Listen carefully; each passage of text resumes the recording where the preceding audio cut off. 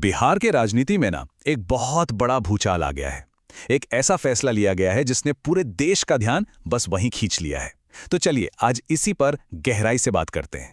और इस पूरी कहानी के जो मुख्य किरदार हैं वो हैं नीतीश कुमार। उन्होंने एक ऐसी घोषणा कर दी है ना जो किसी ने सोची भी नहीं थी।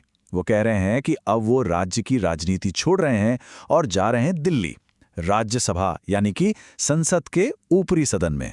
और यहीं पर सबसे बड़ा सवाल खड़ा होता है, भाई कोई नेता जो इतने सालों से मतलब 2 दशकों से बिहार की राजनीति का दूसरा नाम बन चुका हो, वो अचानक मुख्यमंत्री जैसा इतना बड़ा पद क्यों छोड़ देगा? इसके पीछे कोई गहरी रणनीति है या फिर कोई दबाव है? तो इस पूरी उलझी हुई कहानी को समझने के लिए हम इसे कुछ हिस्सों में बांटकर देखेंगे। पहले बात करेंगे इस राजनीतिक भूचाल की, फिर नजर डालेंगे उनके करियर पर। उसके बाद समझेंगे बिहार का वो जातीय समीकरण जो वहां की राजनीति की जड़ है। फिर देखेंगे कि सत्ता का संतुलन कैसे बदल रहा है और आगे क्या हो सकता है। और आखिर में सबसे बड़ा सवाल, क्या ये एक युग का अंत है? तो चलिए शुरू करते हैं पहले पॉइंट से, एक राजनीतिक भूचाल और एक दिग्गज का पद छोड़ना। ये खबर ना एकदम अचानक आई। तारीख थी 5 मार्च 2026। नीतीश कुमार ने कंफर्म कर दिया कि वो मुख्यमंत्री की कुर्सी छोड़ रहे हैं। और अगला स्टॉप दिल्ली, राज्यसभा। सोचिए, नवंबर 2025 में ही तो चुनाव में इतनी बड़ी जीत मिली थी और बस 4 महीने बाद ही ये ऐलान। जाहिर है राजनीतिक गलियारों में तो हड़कंप मचना ही था। अब इस फैसले के पीछे की वजह यानी क्यों को समझने के लिए पहले हमें नीतीश कुमार के राजनीतिक सफर को समझना होगा। एक ऐसा करियर जो उतार चढ़ाव से भरा रहा है। नीतीश कुमार को पता है क्या कहा जाता है? भारतीय राजनीति का ग्रेट सर्वाइवर, मतलब जो हर हाल में टिक जाता है। 2 दशक से ज्यादा हो गए वो बिहार की सत्ता के सेंटर में है। और उनकी सबसे बड़ी खासियत क्या है? सही टाइम पर सही गठबंधन बनाना और सही टाइम पर उसे बदल भी देना। और उनके दबदबे का अंदाजा बस इस एक नंबर से लगा लीजिए। उन्होंने 1, 2 नहीं बल्कि पूरे 10 बार मुख्यमंत्री पद की शपथ ली है। एक रिकॉर्ड है ये। लेकिन जैसा कहते हैं ना, हर सिक्के के 2 पहलू होते हैं। तो यहां दूसरा पहलू यह है कि उन्होंने 8 बार इसी पद से इस्तीफा भी दिया है। ये नंबर उनके करियर की उठापटक और उनके कमाल के रणनीतिक दांवपेच दोनों की कहानी कहता है। ये टाइमलाइन देखिए, उनके करियर के कुछ सबसे बड़े टर्निंग पॉइंट्स को दिखाती है। साल 2000 में सिर्फ 1 हफ्ते के लिए सीएम बने। फिर 2017 में देखिए, लालू यादव का महागठबंधन छोड़ा और बीजेपी के साथ आ गए। फिर 2022 में पाला बदला, बीजेपी को छोड़ा और वापस महागठबंधन में चले गए। और फिर जनवरी 2024 में एक और यूटर्न, वापस एनडीए में। मतलब हर एक कदम एक सोची समझी चाल का हिस्सा था। चलिए अब उस चीज पर आते हैं जिसके बिना बिहार की राजनीति को समझना, समझ लीजिए कि नामुमकिन है। और वो है वहां का जातीय समीकरण यानी कास्ट पॉलिटिक्स। देखिए, बिहार में राजनीति का मतलब ही है जातीय गणित।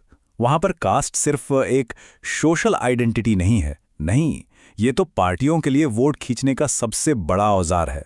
किसके साथ गठबंधन होगा, टिकट किसे मिलेगा और वोट किधर जाएगा, ये सब कुछ बहुत हद तक जाति ही तय करती है। अब जरा इस चार्ट पर नजर डालिए। ये बिहार का पूरा सोशल स्ट्रक्चर दिखा रहा है। सबसे बड़ा हिस्सा 36% ये है ईबीसीज यानी अति पिछड़ा वर्ग का। उसके बाद आते हैं 27% ओबीसी, फिर लगभग 20% अनुसूचित जाति और बाकी में सवर्ण जातियां और मुसलमान हैं। सारी राजनीतिक पार्टियां बस इन्हीं ग्रुप्स को अपनी तरफ करने में लगी रहती हैं ताकि सत्ता की चाबी हाथ लग जाए। और ये टेबल तो और भी साफ कर देता है कि कौन सी पार्टी का वोट बैंक कौन सा जाति समूह है। जैसे लालू यादव की आरजेडी, उनका मेन बेस है यादव और मुसलमान, जिसे MY समीकरण भी कहते हैं। नीतीश कुमार की पार्टी जेडीयू, वो कुर्मी और महादलितों के वोटों पर निर्भर करती है। और उनकी जो सहयोगी है बीजेपी, उसकी पकड़ सवर्ण जातियों और ईबीसी के एक बड़े तबके पर है। ठीक है, तो अब जब ये जातीय समीकरण दिमाग में बैठ गया है तो चलिए देखते हैं कि हाल के दिनों में पावर का बैलेंस कैसे बदला है, खासतौर पर रूलिंग गठबंधन के अंदर ही। तो देखिए, सबसे जरूरी बात यह है, जिस गठबंधन के नीतीश कुमार मुखिया थे उसमें अब उनकी अपनी पार्टी जेडीयू जूनियर पार्टनर यानी छोटी सहयोगी बन गई थी।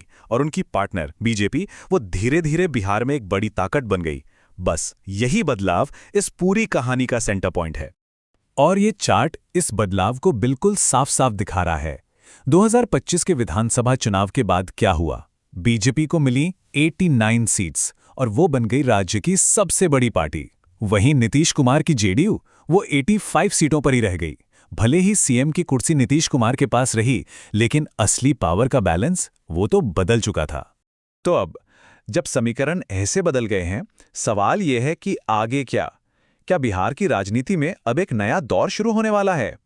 नीतीश कुमार के सीन से हटने के बाद अब बीजेपी के लिए दरवाजा पूरी तरह खुल गया है। वो बिहार में पहली बार अपना खुद का मुख्यमंत्री बना सकती है और सीएम की इस रेस में उप मुख्यमंत्री सम्राट चौधरी और केंद्रीय मंत्री नित्यानंद राय जैसे नाम सबसे आगे चल रहे हैं। ये एक बहुत बड़ा ऐतिहासिक बदलाव होगा, क्योंकि बिहार हिंदी बेल्ट का अकेला ऐसा राज्य था जहां बीजेपी का कभी अपना सीएम नहीं रहा। लेकिन रुकिए, इस कहानी में एक और दिलचस्प ट्विस्ट है। अटकलें ये भी लग रही हैं कि नीतीश कुमार का ये पूरा मूव अपने बेटे निशांत कुमार को पॉलिटिक्स में लॉन्च करने की एक बड़ी प्लानिंग का हिस्सा है। यहां तक कहा जा रहा है कि जो नई सरकार बनेगी उसमें उन्हें डिप्टी सीएम का पद भी मिल सकता है।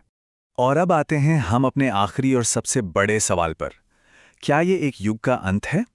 और नीतीश कुमार की जो लेगेसी है, जो विरासत है, उसका क्या होगा? अब विपक्ष का नजरिया तो जाहिर है कुछ और ही है। जैसे कांग्रेस नेता राशिद अल्वी का कहना है कि ये सब बीजेपी की एक चाल है। उनका कहना है कि बीजेपी नीतीश कुमार को बड़े सम्मान के साथ दिल्ली भेज रही है ताकि पीछे से बिहार की सत्ता पर पूरा कंट्रोल कर सके। उनके हिसाब से ये नीतीश कुमार को मात देने की एक सोची समझी रणनीति है। तो आखिर में सवाल यही आकर रुक जाता है, क्या नीतीश कुमार का ये कदम अपनी विरासत बचाने और अपने बेटे का भविष्य सेट करने के लिए एक मास्टर स्ट्रोक है, या फिर ये बिहार की राजनीति के सबसे बड़े खिलाड़ी का एक खामोश अंत है जिसे उसके ही मजबूत पार्टनर ने शह और मात के खेल में हरा दिया? खैर, इसका जवाब तो सिर्फ आने वाला वक्त ही देगा।